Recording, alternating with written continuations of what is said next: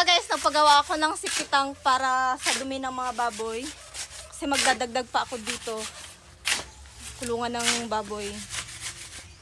Siya, nanganak. Buntis na yung baboy ko.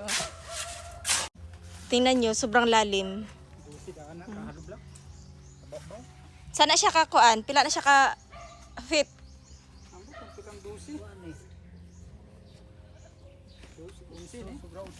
Ha? 9 feet?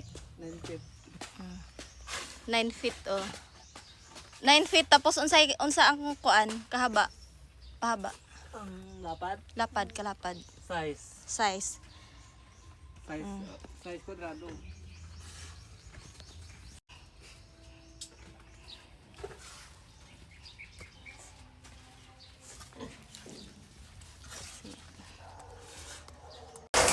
So ayan guys, magbubuhos na sila. Dito is safety tank, tapos doon maggagawa din sila ng CR doon, no. CR na side, tapos dito is kulungan ng baboy. Tapos dito mag-i-extend din ako dito para sa mga kulungan ng baboy.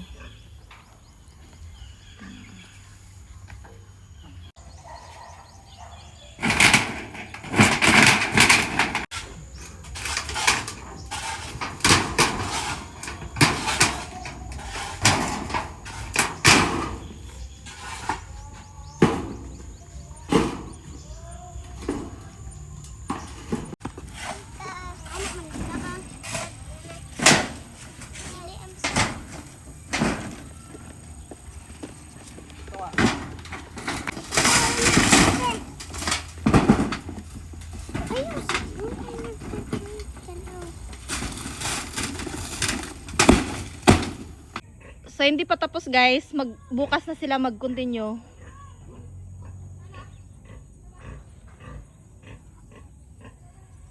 At saka bukas dito naman sila para sa CR.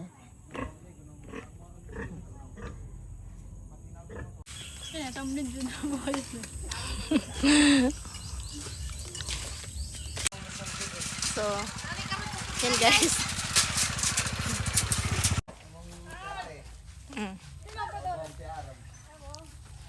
So yan. Bumili sila ng mga pagkain ng baboy. Semento. 680 bang eh. Baso. Basin. Hindi na kayo ginagamit. Ang PMP